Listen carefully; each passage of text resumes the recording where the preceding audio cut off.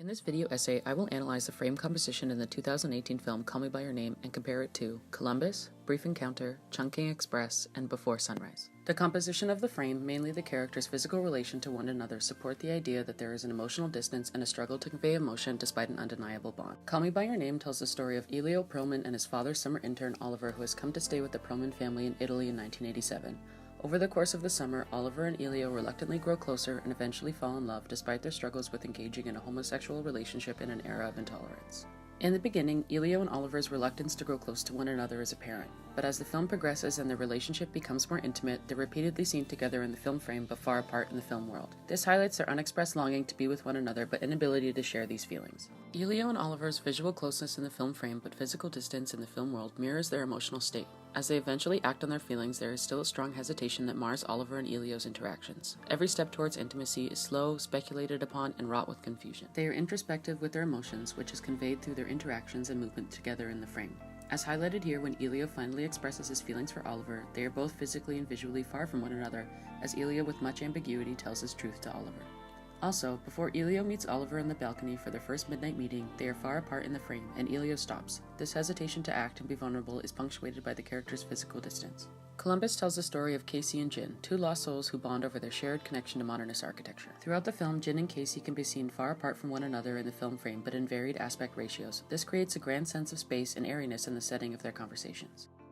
Though they speak candidly, both Jin and Casey push back against each other when they open up about their deepest fears and wishes for themselves. For example, when Casey talks about the fear of her mother relapsing if she was to leave Columbus, her and Jin are at the farthest ends of the frame with the car in between them. This vast visual space suggests that there is more to be uncovered about the inner turmoil of each character and that their openness with each other as strangers is limited.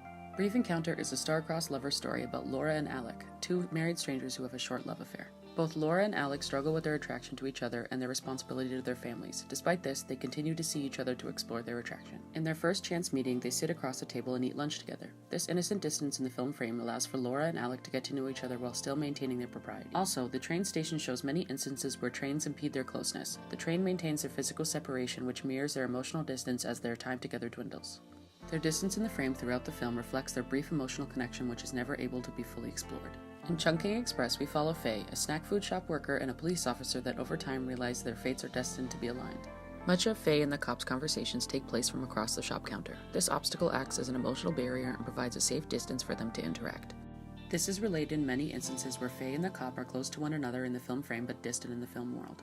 This visual closeness implies that they are connected and foreshadows their relationship, but the distance in the film world highlights their inability to bridge the gap between one another. Furthermore, Faye's longing to understand the cop's inner thoughts is very present in this slow-motion scene. Faye wants to know the cop's true feelings for his old love, but she doesn't ask, and instead watches him from across the counter at the other end of the film frame. This is the height of their physical and emotional distance from one another, and it's punctuated by their visual distance in the frame.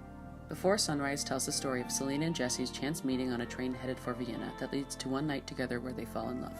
Over time, Jesse and Celine open up and connect, but they hesitate to admit romantic feelings for one another. Early on in the film, Jesse and Celine spend time in a listening booth at a record store. They fill the screen as the setting is small, but the focus is on their bodies positioned in the frame. They are standing parallel, and the tension of their closeness implies that they want to act on the romantic moment, but both are apprehensive if the feeling is reciprocated. Later, they sit across from one another at a table and pretend to speak on the phone to a friend about their chance evening. The vulnerability in their pretend conversations is heightened as they are physically apart in the film frame. Their distance allows for space to be open with a lessened fear of rejection.